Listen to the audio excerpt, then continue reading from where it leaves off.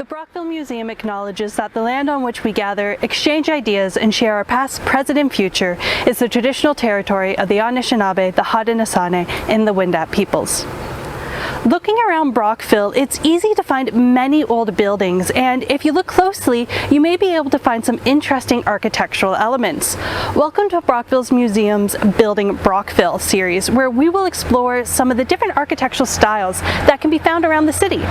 Today, we are looking at Queen Anne architecture. And this was a style that was very popular between around 1870 to 1910, and it's a very prominent style here in Brockville with many different examples.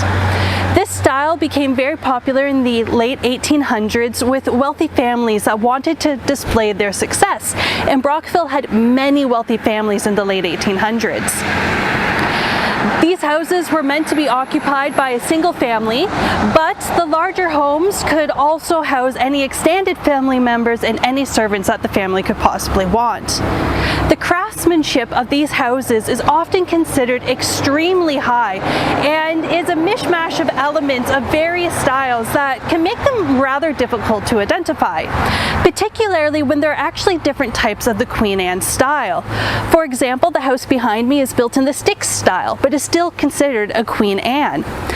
And this style was influenced by the medieval houses that you would find in Europe. However, when it comes to the construction and characteristics of this style, there are a few defining elements that you can see across the houses. Houses will often have a very asymmetrical look with various add-ons like turrets or towers on just one side of the building. They will have large verandas that wrap around the front or even around the side of the house as well, and sometimes these verandas will widen on the corners to make a sort of band shell seating area. These houses also have a lot of ornamentation created with brickwork or woodwork that you'll find around the gables, the eaves, around the veranda, and even the shingles can sometimes be highly ornamented. You also have a roof that has many different pitches and gables and different roof lines that can give it a very interesting silhouette. Now, other characteristics of the Queen Anne style is that windows can be any shape, and a single house may have a variety of different shapes of window. Windows in these styles of houses may have heavy stone lintels or sills, so the stones above and below a window.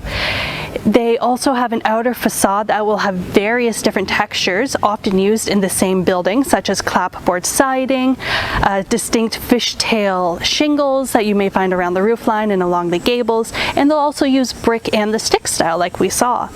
You may have heard the name Painted Lady with these styles of homes. Now, to be considered a Painted Lady, a Queen Anne style house has to be painted in 3 or more different colors, or use at least 3 or more different colors. Like many architectural styles, the Queen Anne style has many different categories within the style, such as Painted Ladies and the stick style. You also have subdued Queen Annes, which are sometimes called Princess Annes, which are smaller versions that you may find in a lot of the older subdivisions around Brockville, particularly behind the courthouse. You may also find ones called baronial Queen Annes, which are the large brick manors along King Street. There are a couple different examples. And now they don't look like a traditional Queen Anne, but they have many of the same architectural features. When classifying architecture, particularly in rural areas and in small towns, it can be difficult as the buildings may be a mix of various styles, particularly when additions and renovations have happened. Styles, of course, didn't change overnight, and they often overlap as styles and tastes began to change. And sometimes even the experts disagree on what a house or building should be classified as. If you are interested in some of the architectural terms used in this video, be sure to check out our architectural terms list that will accompany the video.